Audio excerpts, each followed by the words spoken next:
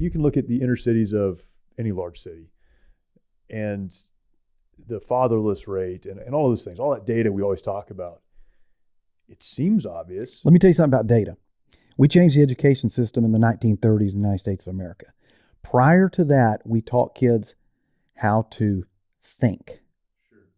When the 1930s came along, we taught them how to learn what we tell you. You with me on that? You following the logic here? How to be a good student, how to learn. And so the reason we have problems in the inner city is because, and then just fill in the blank. This is what we're teaching you. Yeah. So crime, poverty, historical racism. You just fill in the blanks of what it is. Let me tell you something. It doesn't matter what color you are, what creed, what ethnicity, what religion. When dad's at home and doing right, the family's going to be good. All historical evidence says that. That is the issue. But that's not what they're told. So they grow up and they believe what they learned. They were taught to learn. I'm curious for you to expand on that a little bit. You've seen that as an educator. You've seen that being rolled out in the education system. Is that correct? Yes, but not where I work, because I work in private education. Yeah, Christian education. I'm curious, just as a note for a listener, and this isn't to bash anybody who has a child in public school. Right, but absolutely not. What would you say to somebody? Because I get this question asked to me a lot. Public school, private school, I can't afford it. Homeschool, like as a what I would consider a lifelong educator, how would you counsel somebody on wrestling with? Okay, I see this epidemic that we're facing. I don't want my child to be affected by this epidemic. However, I live in a household where both parents have to work. What would you? How would you counsel somebody on? Yeah.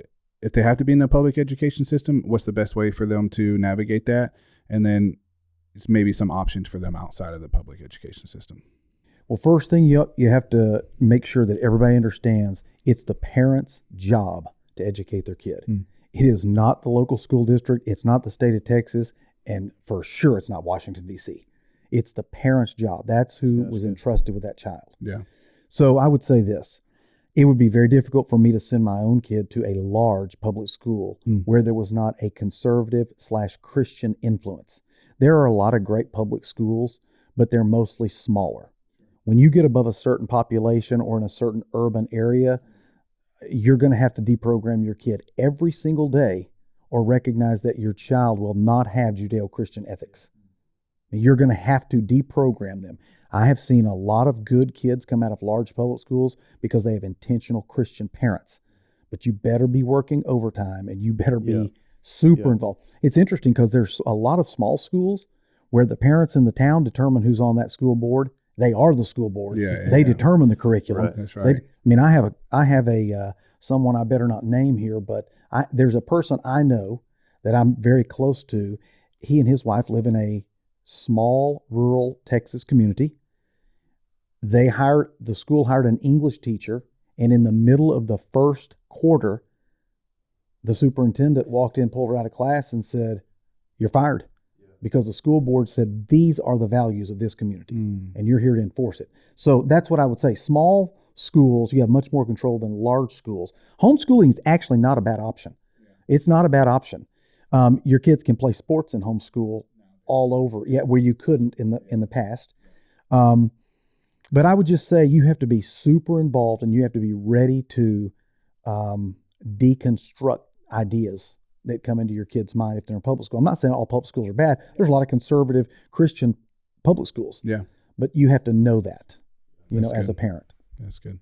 When you talk about these issues, defining terms is really important. And I think for a lot of people, there's confusion around terms like masculinity, toxic masculinity, biblical masculinity, these terms that we would use, and I think we would have some understanding of what they mean. Can you do two things? Can you define kind of those terms? What is toxic masculinity from where you sit, or what is meant by that? What's the difference or the contrast between that and biblical masculinity? And then how do we let's start with our own kids. I've got two boys. One he's a 23-year-old police officer, so I hope he's all right, but I want to continue to mentor him. If he's a police officer, he's the most masculine person he's, that ever stepped foot on the earth. He's definitely confused, so I need to continue to work with him.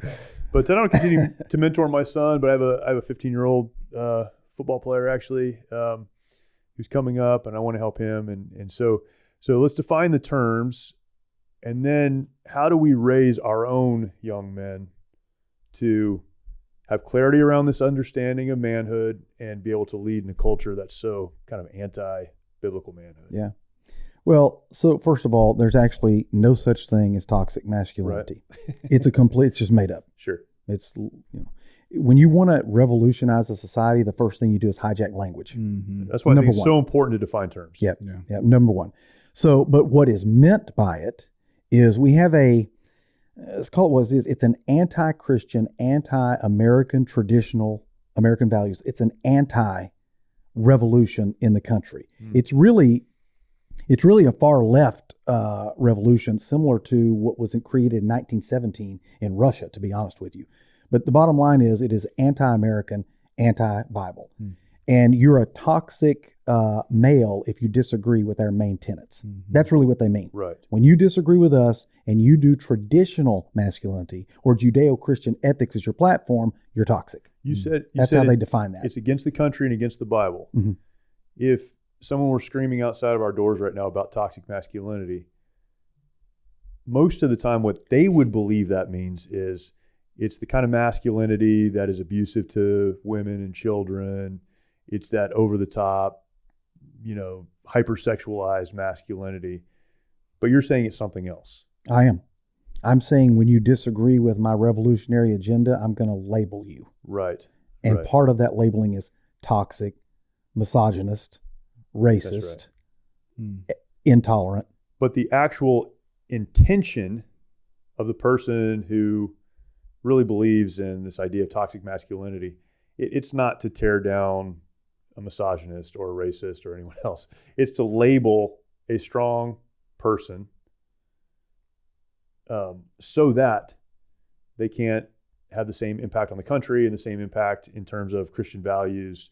So it really is a shell game that they're playing with language. Yes, because what happens is a person can be disregarded as soon as they're racist. Yeah. Oh, we're not going to, he's racist. Yeah. Mm-hmm. I mean, this guy's like Hitler. Yeah. Yeah. He's a misogynist. Yeah. If you label people correctly, then you give permission for millions of people to disregard their opinion. Right. So instead of taking on the idea, you don't want to have the idea, so let's just get rid of the person. Yeah. That's where I think toxic masculinity falls into that. You mentioned, what's the kind of the opposite of masculinity or of toxic masculinity, which is of course biblical masculinity is what I would say. Right. But when they say toxic masculinity, notice there's no such thing as toxic femininity. Sure. It only goes one way. I think there are a lot of moms who maybe abandon their kids, get strung out on drugs, do all this stuff. They don't call it toxic. Bad behavior is bad behavior. And it goes back to what you said. There's an attack on males specifically. Right. And because there's a Judeo-Christian theme that says, like, for instance, a male would be the leader of his household spiritually and in multiple other ways. Well, the way you get rid of that is you demean that person. So you say toxic masculinity.